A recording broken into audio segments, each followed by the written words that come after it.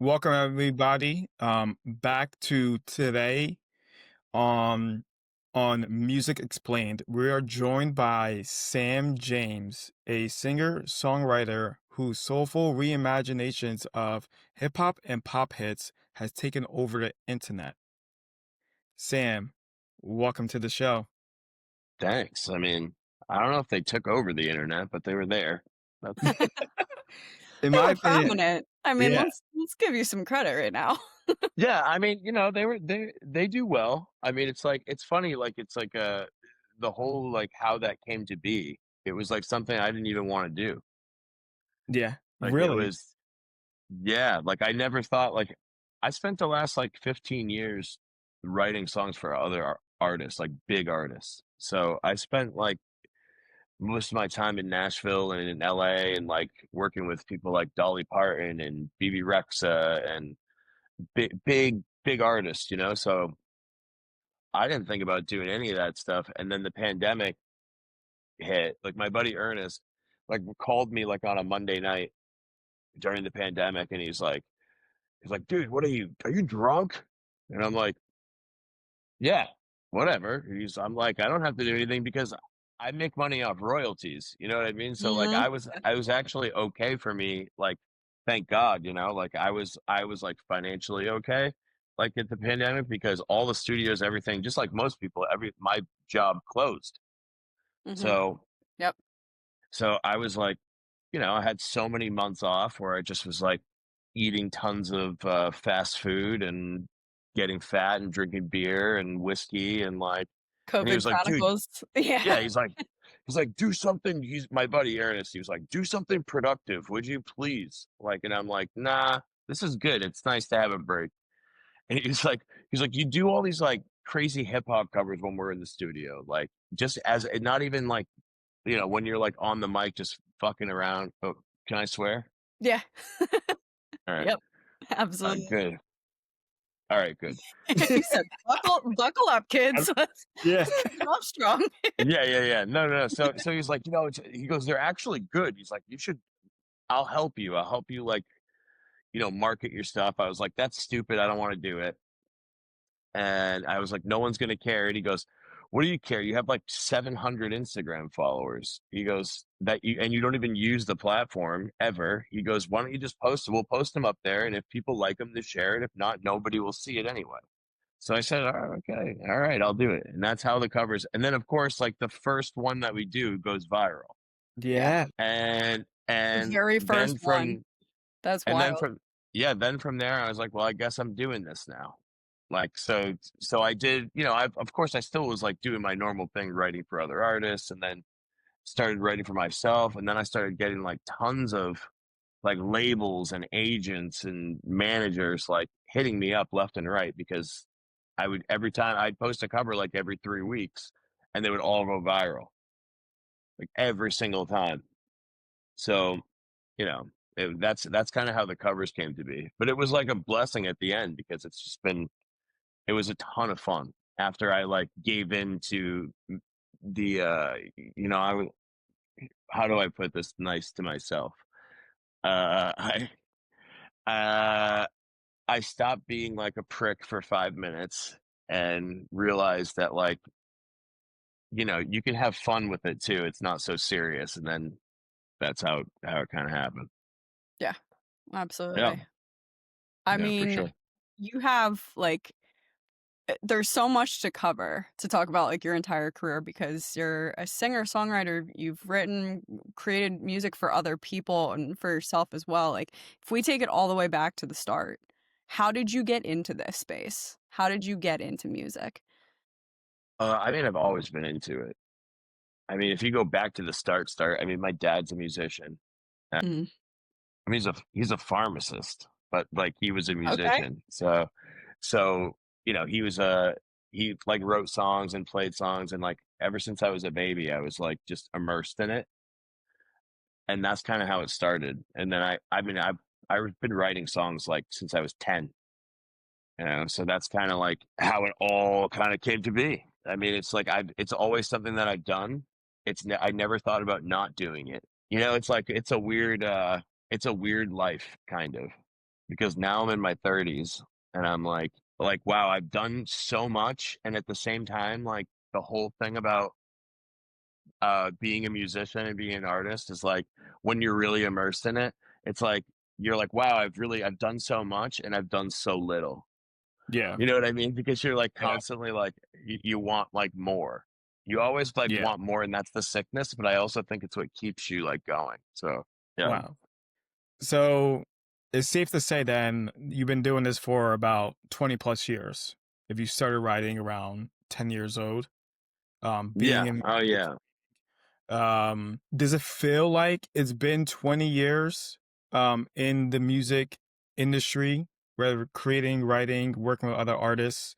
Um, and then what was 10-year-old Sam writing about? That's a great question. And well, to answer to your first question, it feels like 100 fucking years, not 20. Like this business is crazy, man. Like I've been really, really lucky. Like, and I've also been unlucky too. I've had a lot of shitty things happen to me as well. I mean, like I don't want to always like seem like this is fun all the time. It's Hmm. like a regular job. It's like you have shitty days and you have good days. And like music is a different animal though, because you can have like shitty years and then you have like all of a sudden things pick up and you're like, whoa. And then you get humbled again. Like I've had like so many different points of my career where I've been completely humbled. Like I've done my career's been like this and back up and down and back, and now we're like on the up again. But like it has gone like completely like it's like pyramids. You know, it's not like Yeah. sometimes people hit it right away. Like especially this day and age because the internet exists and like it's easier to be just quote unquote discovered whether you have real talent or you don't. But it is what it is, and it's like someone can see a video, it goes very viral. If you have the right people around you, or like you're really young, it's easy for a label to like manipulate the situation. They can like skyrocket in. Um, but yeah, I mean, it's like when I started doing this, none of this existed. Like there wasn't like this is how it was. Like all you wanted to do back then, like when I was young, is get discovered by a record label executive and get a record deal because that's the only way that you could really propel a career like Yeah. at the time because radio drove everything. Like That's true.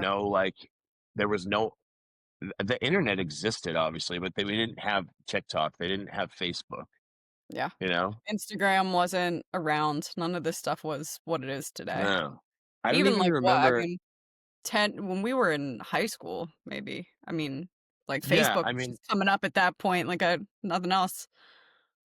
I mean Facebook came up like I think when I was in high school, Mm. Hmm. but we couldn't use it because it was only for college kids. Yeah. Yep. You know what I mean? So it was like, and I grew up in Massachusetts, so I heard about it really early because it was developed in Massachusetts. So it was Nice like, try. yeah. So the old Zuck, good old Zuck was like right next door to me. I didn't even know. Oh, yeah. Had I known, you know? Man, that would've been Um, perfect. yeah. And then your other question is really interesting that no one's ever asked me. 10-year-old Sam, what was he writing about? Dude, I wrote like, I remember like the first song that I wrote, and it was bad.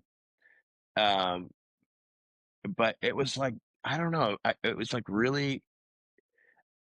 I listened to a lot of older music Mm, growing up. Like I wasn't listening to like the current shit on the radio. I was listening to like Bob Dylan and REM and Neil Young and like a lot of folky stuff. So I tried to like have my lyrics be like really like um, mature. yeah. And thinking about looking back on singing it then, like I don't even think I knew what half the things meant, but I was As just a like 10-year-old, yeah. Yeah. yeah, it kinda, like, went and, Talking about your mortgage payment at 10 years old.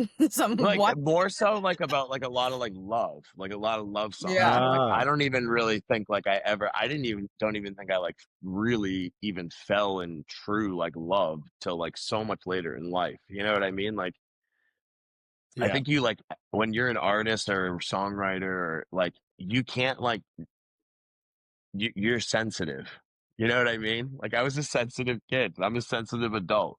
It's like it's one of those things like you wear your heart on your sleeve, and like that's how I was at 10. And I'd like play the songs for my mom, and she'd be like, "Oh, that's nice." And she's like, What are "Oh you my talking god, we're about? gonna need this kid's gonna need so much therapy."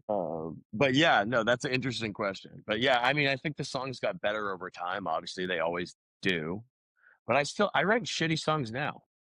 I Yeah. mean, you like you can't you nobody I don't care if you're Amy Allen, who I adore by the way, and she just wrote all of the she won songwriter of the year at the Grammys last year. She wrote all the Sabrina Carpenter stuff, all the Halsey stuff, Shawn Mendes. She's a monster. I've known her for a long time. But like just and she'll say it. I just saw her on an interview. Like you don't- not every song's a home run. Like it just isn't. I think like structure wise and stuff, like you know how to construct it at this point in my life. Like you tell me to write a song about something, I can turn you back one in an hour. Is it going to be good or not? Maybe. I don't know. Like it's just, I'd say like, I don't know, batting average is, I don't know, 200 in the twos, you know, like maybe you're lucky when you hit I don't know 250. baseball. Is that good or bad? Sorry, Kate. It's not great, but it's not like terrible, Okay, I can It's work not, with that. Yeah. yeah, for sure, for sure. The so from the writing perspective, then how easy is it to like actually write these songs? It sounds like good or bad is sounds like it's easy to kind of write these songs, being that you've done it for a while. You could spin up a song to your point of it being good or not. It's up to the person that's going to sing it to determine, but it sounds like you can surface a song pretty quickly. Well, I mean, it's easy to like coming up with a song really quickly is easy at this point, but it's like it's really like it depends. Like if I'm writing for myself, or writing for an artist, and the artist is in the room with me, and we're writing together, a lot of co-writes, because those are two very different animals. Yeah. Like, and it also took me a long time. Like I have an album coming out at the top of the year, and it's like the first time ever. And I have a lot of songs out, but like it's the first time like I really like dove deep into my own personal life and put it on record, as opposed to like it took me so long to find my own voice because I was in someone else's voice every other day. You know what I mean? Like one day you're writing for this person, the next day you're writing, and you really have to write a great song that they connect with. Like it might not be a hit, but as a songwriter, you want to get a cut, they call it. Like you want them to cut the record.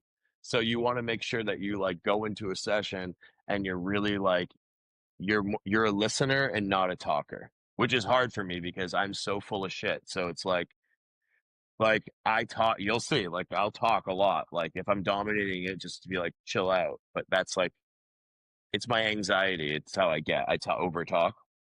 But so it took me a long time to learn that side of it too. Like just shut the fuck up for 5 seconds, and like you need to see like what they're going through, and then you put that to paper. Yeah. So, you And know, what does that process look like? Obviously, it's different doing your own music versus when you're doing it for somebody else, but what's the difference in the process? Somebody's coming to you in the studio, especially in something like co-writing. Like I know you mentioned like co-writing Dolly Parton, BB Rexa. Like I can yeah, yeah, imagine yeah. it's different with all these people and you got to mesh the personalities. Well, everybody's first of all, it's the entertainment business, so there's a lot of really strong personalities. I'll put it like that. You know what I mean? Like, so it's like there's a lot of ego in the room, um, and I think you have to have the ego in order to be successful. Like, you just can't. No one gets successful by just like sitting in their room, and like you just get pushed around a lot in this business, and like you sometimes you like I did it so much early in my career where I just was like I wanted to be like a people pleaser. It never worked. um the nice guy does not win. you don't have to be a dickhead, but like you can't be so nice that you're like get taken advantage of. But the process is weird. Like it's very, when you're writing with other people, you want them to dictate the process. You know what I mean? So you have to be a chameleon and morph into their process. Like there's been, like I worked on, do you remember the band Lit? They had a song, um, you know, do you remember all the things I said when I was Yeah, drunk? And then I mean, yeah. absolutely. Yeah. So that band is two brothers, and I befriended them through like writing, and they live in Nashville. And so I worked on their record that had just came out like a year ago. And like, so you want to get in their process. Their process was they showed up to the writing to the studio at 10 a.m. with a cooler of booze. And that was their process. Like legitimately, like I'll never forget Jeremy like comes in and he like comes out of the elevator with a huge cooler. It's 10 in the morning. And I'm like, we just like I just woken up, and he opens the cooler and it's like filled with beer and a bottle of whiskey. And like, he's like, oh yeah, he's like, yeah, this is our process. And I'm like, okay. So I mean, that was a great day for me. I loved it.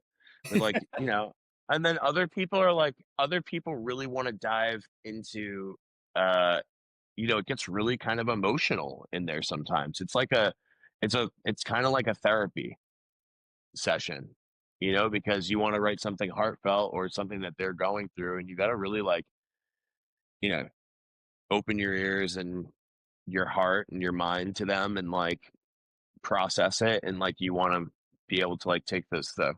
So it's very different than writing for yourself. When I write for myself, I'm more like headstrong in the studio because it's my story. So it's kind of like I'm steering the ship. And when I have people that work with me, like we all collaborate, but like I'm trying to steer the ship and they're like facilitating my vision on that, you know? So yeah. What would you say inspires as a whole your craft and your inspiration for your music?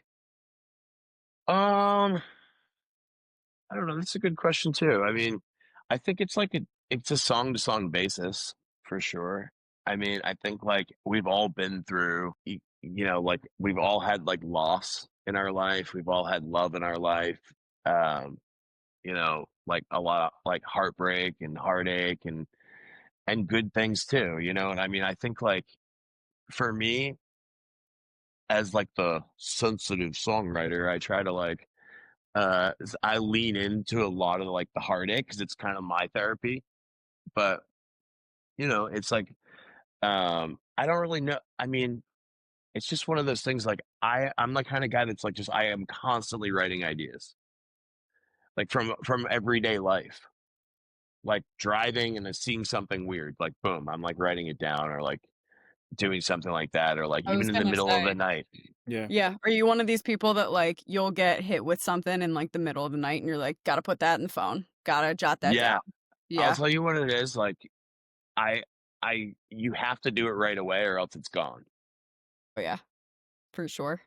Yeah, like so I'm the kind of guy that does that too. Like I always have my phone near the bed and like I'll open the notes section if I think of something. But like, yeah, I mean, I think good song concepts are hard to come by because think about all the songs now.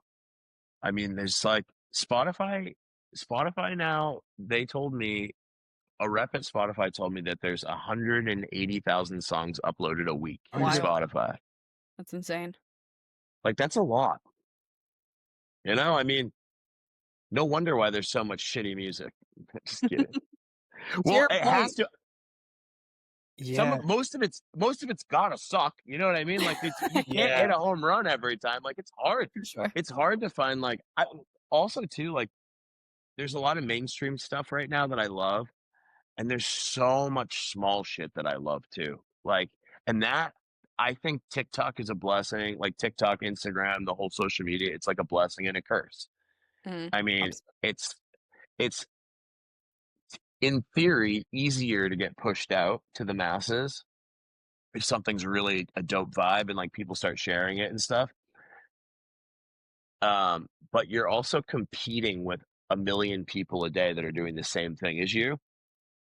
So I think like a lot of dope stuff. I found like some of the artists that I'm listening to right now, like they didn't have they still don't. They have no buzz.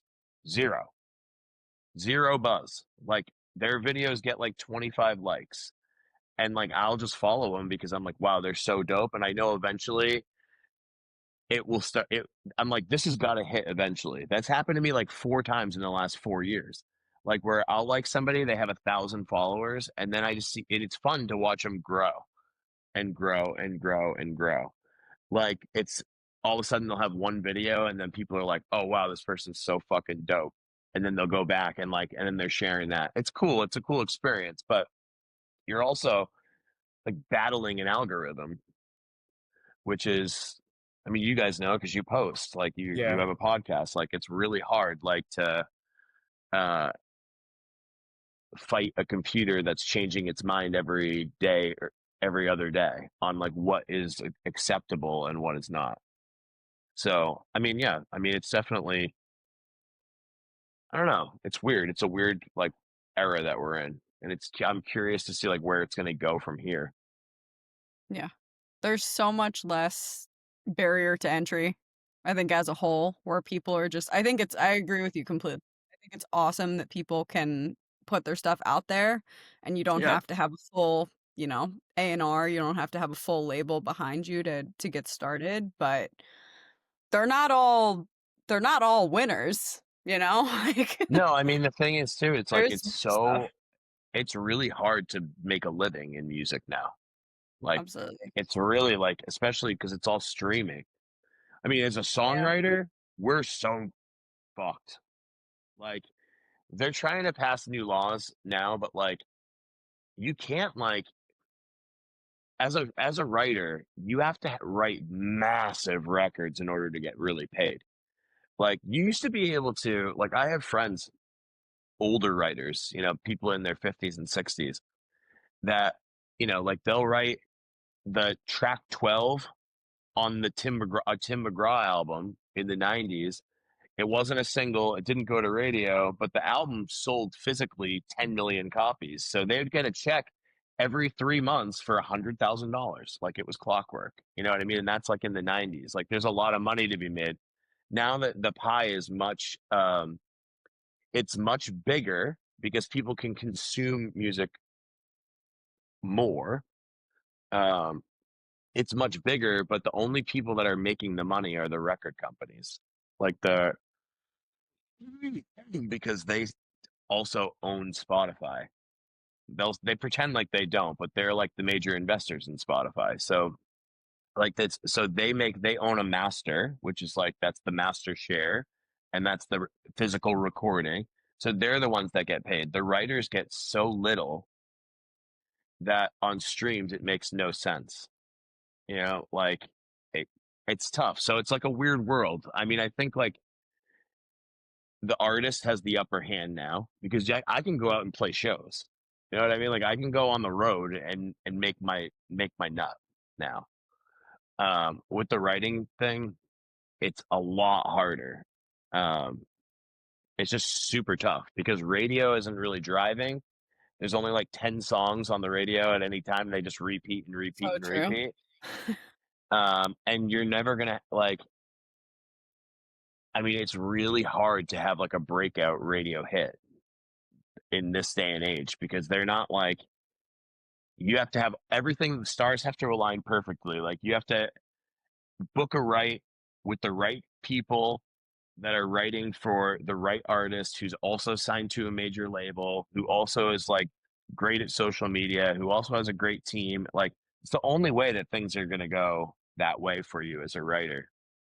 It's like I'm starting to think like just sitting in the studio and writing songs to write songs is, and then, pitch them to artists later is just like, it's kind of a dead medium at this point. It's like you really need to be in the room with an artist. You have to like, and then it gets tricky because it's like you want to write with independent artists too, because a lot of artists now are independent. So it's like what do? Do you ask for like to get paid daily to write? Or some writers are doing that now. Like they want like, you know, $500 a day or $1,000 a day to be in the studio and write up front. And then do you give some master points? Because the publishing side of it is that's where the radio comes in and stuff is like is very dead. So yeah, I don't know. It's weird. Sorry, I went up on a tangent. I've been by myself in the studio all afternoon, so now I'm like, you guys are like catching the brunt of it now that I'm like No, we No, love it. unleashed to the yeah, world. We love it. You're giving us good information. It's super interesting to hear it from this side of things too. And it's interesting how you talk about like the writing side of things versus like all the stars having to align there to get a hit and have it really take off and work versus It's like so hard. you on TikTok, right? Like talking about like having like a viral moment like immediately when you're just like screwing around during the COVID times. Like that's such a wild difference to me. Yeah. Well, it's also what's also different is that during 2020 and 2021, that TikTok was still in its infancy. Like it was a baby app. Like a Yeah. lot of people used it, but TikTok didn't even know what TikTok was yet. And the same thing, Instagram at that time too was still really popping. Like it was a really cool place where like things now you can't get any eyeballs on you unless you pay. yeah, You can't get shit unless you pay. You get no free eyeballs anymore in this world. And I don't care. Like, I don't know. Like, I'm the perfect example of this because I don't pay. So I'll have a video. Like now, I used to have videos that would do millions and millions of views with no pay, zero. Now, like, I'll post something on my own Instagram, 1,000 followers there, and I'll post a video of a new song or like say something's doing this or just anything, and it will get, if I don't pay, it gets 100 likes. How is that even humanly possible? It doesn't, that means like there's no way 200,000 people saw it and 100 people liked it. Like that's, you know what I mean? So you have to pay now in order to, same thing with TikTok. Like TikTok was a lot easier to use, you know, again too, like I'm not running ads on TikTok. So like when I post a video, it's just the video. So like how can I have a video one day have 100,000 views and the next day it has 100? Makes And no sense. anyone that, and I think everybody should know, like these major artists, like they pay for every single post because they're so big, they can't have a post flop. Like I have a post flop, nobody cares. My mom does mention it a lot to me, which is really fucked up. So rude. She'll be like, oh, your TikTok. She's like, your TikTok didn't do too good today, huh? Like, I'm like, what the fuck is the matter with you? Like, that's a really dope mom, and you know it. Like, oh, she's a stage mom through and through, and she's a little yeah, Italian bull. She's a bull, baby. She tells it how it is, man. She told me she used to drive me around when I was in high school. She drove me all over the East Coast of the country. I was opening up for like bands like Third Eye Blind and like Rusted Root wow. and she would drive. I didn't have a driver's license. She would drive me, and like she's like my biggest fan and my biggest critic. But you need Yeah, people like that around you. Like I'd play a show sometime, and she'd come afterwards, and she'd be like, not your best. It wasn't your best one. Not your best, you know, which is like, but you know, that's like part of our culture, but also like, Exactly what you want from a I like, fan. well, I Yeah. adore it. You know what I mean? Like she's my best friend. I fucking love that woman, but like, it's just, yeah. Anyway, just like going back to it, it's like the internet has changed so much in the last 3 years. Like I'm always waiting for the next, like I can't wait like what's the next app gonna be that's gonna like pop off? Because you want to, when you do, anyone that's watching this, if you see a new app, join them all and start posting all your old content to it and see if you can get something to snap because those are the apps you'll get free eyeballs on. You can't get anything free anymore on these other things. Like there's no, like I guarantee, like Sabrina Carpenter posts a TikTok, they easily put like 30 grand behind that every single post she makes there. You Wild. can't have one flop. You can't because it hurts their value in the long run. So it's like she has to do a post and it needs to get 3 million likes and it needs to have 30,000 comments. And it's a lot of bots. Not just her. I don't want to single her out because I absolutely adore her, but like the the a lot of major artists, like it's so fake. It's the fakest. And like I never wanted to do that as much as like my team was always like, we should do it. And I was like, uh, let's not do it. Let's not spend money on that shit because I mean, like I gotta, I'd rather like, I don't know, go have a sandwich. Like I don't want to like to spend my money on that kind of bullshit. I But too yeah. would rather So spend anyway, it on a sandwich. More so well, than yeah, invest. Sandwiches are important. yeah, I need to slow down on the sandwiches. I, Too many yeah, sandwiches? yeah. I mean, it's just like, it's so funny. So my wife is my wife's a vegetarian Okay. and we've been together for 18 years. Well, congrats. And thanks. And literally, um, I've been making fun of the way that she eats for 18 years. So like sometimes we're like out to lunch and I really want a salad, but I have to die on this hill. You know what I mean? Like I can't like I'm like, Can't give slip me a now. full I'll have a full rack of ribs, please, and mashed potatoes at 1 in the afternoon. But like I have to die on that hill. Like I want like part of me is like, man, you gotta get in better shape. You're getting too old, man. But at the same time, I'm like, I can't give her the satisfaction, you know? So Yeah. there's that. I don't know how we got there, but we did. Split it up. You said 30 grand on some of these posts. 15 grand to the sandwiches, 15 grand on TikTok. I know. I You mean, gotta it's so divvy it much up. money though. It's like you have to like to play ball, like really play ball these days, like to be a massive superstar, it is so expensive. And I don't be bet. fooled, kids. Like don't be fooled out there, you children of the internet. Like this is not a it's not real. And nobody blows Mhm. up out of nowhere. No one. You can get to Yeah. a certain point, but at some point, you can get to that point and start to like pop off a little bit online, but you're gonna have to pay to play, baby. Like nobody. I don't care if you're, you know, Noah Khan or Sabrina Carpenter, or dude. At some point, somebody opened up their checkbook. Maybe it wasn't them specifically, but someone around them had to have. You can't like. There's no way to skyrocket that quickly without out the capital.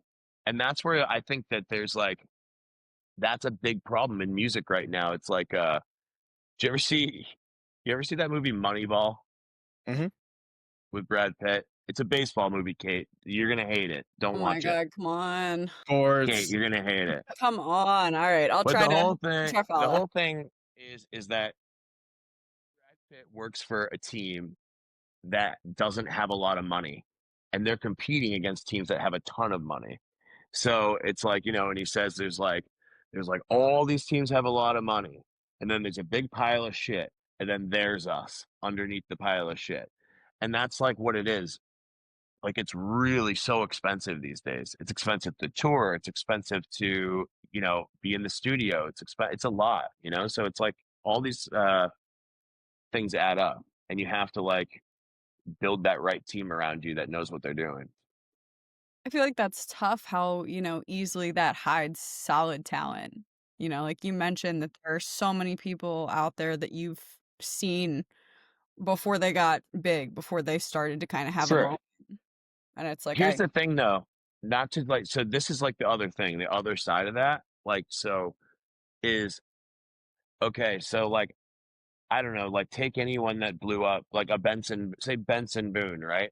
Mhm. Yeah. They might have been spending, $250,000 a week on social media ads, like when his record was coming out and stuff, but it doesn't meet like people aren't stupid. So, like, you can't, like, yeah, people don't want to, like, think like it's not real life. It doesn't matter, though. The kid's incredibly talented. If he wasn't a superstar talent, he wouldn't be popular. I mean, you Right. can't, there's no one in the mainstream that's not unbelievably talented. It's just like, if you make it that far, you're good.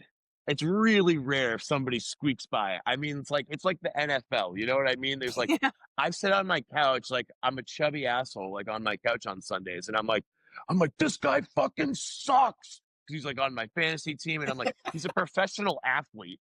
Like, I mean, he's elite. He's like the 1% of the 1% makes it to the NFL. Literally, you know, the 1% of the 1% sells out arenas. You know what I Mm, mean? Like, it's like that's the same thing in music. Like, these people are extremely talented. I mean, you know, it's very deserving. It's just like you have to have the right people around you to make it pop. You know? Yeah. absolutely. The, so you mentioned that twice, having the right people around you. How did you Yeah. find your team that you have around you now? And I have a 2-man team now. It's me and my manager. That's it. I have gotten rid of so many people over the years. So many. People come on, people leave. People come in, people leave. Like you have to like rock with people for me anyway, because I've been doing this a really long time. And like I said, I'm on the roller coaster. So it's like I only keep people around me now that are super loyal because I'm loyal to a fault. mm, So like I keep people that will rock with me when things suck and rock with me when things are great. So many people, oh my God, when things were like crazy viral in 20 and 21, were oh my crew got really big. Really big. Like so many people coming at me left and right and like working with me on a project. And then 22 was kind of a cold year for me because I was like I it was like a weird business year for me and like it was cold. I wasn't like I got sick of the posting. All those people dipped within like 3 weeks. 3 weeks of this sensing that it was a little bit cold, everybody dipped. Or their attitudes completely changed. Then I was like, you gotta go. uh, And then 23 picked right back up again. Like, but you can't like rock if you can't rock with somebody when they're down, like why should you be there for the good shit? You know what I mean? And like and why should you profit off me when I'm having a moment? You know what I mean? Like you didn't want to like yeah, stick it out through hard shit. Like Hmm. it's just any business is hard, not just music. Every business is hard. Like anyone that owns their own business ever started a business, it didn't start. No one took off on day one. No one invented a product and day one made $1 million. It never happened like that. Like it's a lot of work. And if you can't like you want to a lot of like people these days like they're looking for like the quick buck. For sure. And it took me a while to realize it, but like I'm not going to be the one that hands you the quick dollar. You know what I mean? Like at all. Like it's not like I'm not going to let you ride my success and then make a bunch of money and then the next year when I'm like, "Hey, like I'm a little cold and I'm hmm, like, "Hey, you know, like let's get back in the studio." And then they're like, "Ah, no, I'm real busy, you know, like I can't do Yeah. that." It's No. a very, very weird thing. Like it's like you really find out it's like it's almost more fun when you're really having a bad year because then you really realize like who's good, who's like gonna ride with you and who's not. Yeah. true, And then you can figure it out because you can always have another moment. yeah, Hmm. Yeah. Yeah. That's solid advice, I think, in the entertainment space and also just life as a whole. Because, like, I how mean, often do people want to be in when everything's good, but who leaves when it's not? well, yeah, everybody wants to be in when it's a great thing going on. Like the people that make real names for themselves are the people that stick their neck out for somebody that isn't worth shit. And then all of a sudden they ride with them and they build and then it starts to become to fruition. I have a friend, Chris Anacute, that I haven't talked to him in a while. I gotta call him. He's wild. He's the one of the wildest dudes ever. Like total LA, like weird, wild dude. But he was an A&R at a label. And I can say it because he's told this story on a million shows, but like mm, he was an A&R at a label and there was this girl and nobody believed in it. Nobody believed in it. It was Katy Perry. Mm, Nobody believed in it. Nobody. Like everybody at the label was like not into it. And Chris like went like took her and helped her like A&R her record, which means like helped her pick out songs and the songs that she wrote. Like, let's do this with this song. Let's do this with this song. He brought it to the label. They're like, we don't know, man. She's just been around for a while, and we can't get anything to like really work for her. Like, blah blah. And he was like, you can fire me. Put out this single. Put out the single, and if it doesn't do well, you can fire me. And you got it. Sometimes you got to stick your neck out on the line. And that dude now has a job anywhere he wants forever, because when you make a legacy act like that, you know what I mean? That's where you want to like ride or die. Like all these kids that produce these days, they're like, oh man, I wish I could get in the studio with this person and that person. Like, oh, I wish I could get in the studio with Noah Khan. Noah Khan's already got his people. It's going to be like a rare thing. Like if you're going to get in the studio with him, it's like one chance in a billion. Like you need to find your own tribe and like build with your own team. Like, and that's the one thing that I love, that I have like a whole crew of people that I can call and be like, all right, let's write today. Let's do this. Let's do this. It's not a huge crew. It's like a small like 5 or 6 different like producers and writers that I really love, that I can call at any given moment in the middle of the night and be like, hey, let's do a session right now. And they're down. But you got to have your own people. You know what I mean? Like it's much more important in music to like break an artist. And I mean, even me, like I wrote a song for Dolly Parton. It's amazing. It's great because it's like I had a #1 record with Dolly Parton, and my name is, I have a plaque with my name on it with Dolly's name on it, and she's an icon, and I'm obsessed with her. I've been obsessed with her since I was a little kid, and like it's amazing. But like she didn't need to me. You know what I mean? Like she didn't need to do that song. She was already Dolly Parton. Like it's not Yeah. like nobody's like, oh, I wonder who wrote that new Dolly Parton song. Like nobody cares about that shit. They're like, Dolly's iconic. You know what I mean? It's like you could write like it's like, oh, what have you done lately? Oh, I wrote the last Kenny Chesney single. All right, cool. I mean, it doesn't mean that you're a great. I mean, it's gonna go right to radio. You know what I mean? Like it's like I want to know who wrote the first Kenny Chesney single. You know what I mean? Like I want to know who wrote. I want like that's why, and I'll say her name again because I just think she's just a freaking genius. But Amy Allen, like that's why Amy Allen is a fucking boss. She breaks artists, breaks them.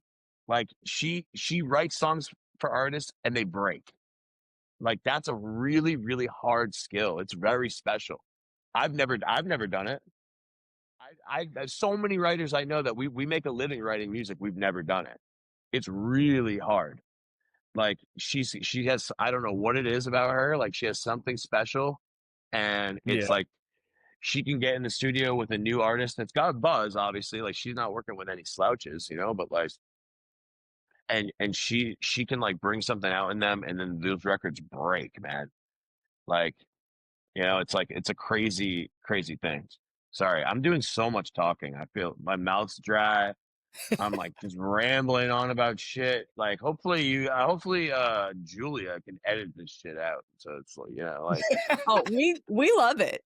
We Yeah. absolutely love it. Keep talking because this is where we get like the best insight and best information. yeah, I mean it does. It's just fun. I mean it's great. Like it's like I'm a lucky dude. Like I wake up every day and I get to make music for a job. Yeah. That I is really mean, sometimes I hate it and sometimes I love it, just like anybody's job. But like at the end of the day, like I haven't had a 9 to 5 since I was 24 It's insane. for you know 12 years. Like I haven't had to like go to an office. I haven't had to like go anywhere. You know what I mean? Like I'm really lucky. Yeah. And I take it your day-to-day schedule, no days are the same. No, they're never the same, but lately it's been so busy. And I apologize that we had to reschedule twice. So No. They're it's good. just been like so intense lately. My schedule sucks. And I'm a dad too, so it's like, you know, I have a family. Yeah. So when I'm in my kid's playroom right now. Like yeah, like I'm not the one that has like an Eminem poster like on my wall. I did assume that Yeah. was just yours, your choice of decor. Same. And we would respect you. No. No, I mean it's not. There's nothing wrong with it. It's just like I have a 9-year-old son and he fucking loves Eminem. I don't know what to tell you. Like that's another like some artists are just timeless. My kid loves Eminem and Snoop Dogg. Okay. What? Yeah, because Kinda love that. they're in Fortnite. Oh, okay. Oh. So that's how you hear like a lot of these artists these days that you never heard of, like these new ones. They're like, I'm doing a podcast right now. It's my wife. Sorry, I didn't tell you Alright. that I had to do it, but love you too. I'll be in there in a minute. Um, so so yeah, like the video games are a big breaker for like a lot of these new acts. Like also like my kid loves Juice World, and like Juice World I think passed away before my kid could even talk. Yeah, Juice WRLD passed away in, like, 2019, something like that. I think it was Yeah. pre-COVID times. Yeah. Yeah, he was like 2.5, I think, when Juice WRLD like he like literally was still shitting his pants. And like so but he like he's still but he knows all the songs. He knows like all about him because he's in one of his video games that he likes. It's wild. So it's like really interesting. I did forget about video games, being the medium for artist discovery, music discovery as well. Um, that is a good avenue for artists to actually take to get their songs out there rather than just focusing on the social media and posting aspect of it. Streaming. Yeah. Um, For but sure. I wanted to get your thoughts on because you mentioned multiple times that there's been good years, bad years. Describe it as like a pyramid, going reaching the top of the pyramid and then coming right back down.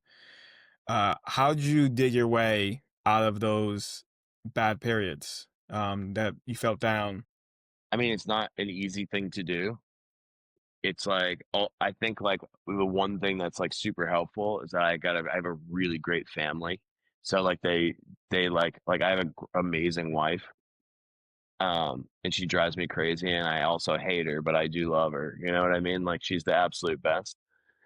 She really is though. She's the best. And like she's also like not like as like the artist who like also like I battle like depression and anxiety. I have my entire life. And but she's the kind of person she's like not gonna let me feel sorry for myself. You know what I mean? And also like my mom's exactly the same way. So, you know, you have those people around you that can like keep you going and push you and like, you know, they'll be like, "Oh, why don't you try this? Why don't you try that?" It's never been like because those times when you're really low, Hmm. like if someone tells you you should just like hang it up, you might just hang it up and like do something else. You know what I mean? Like you can't like get you could because you're so low, any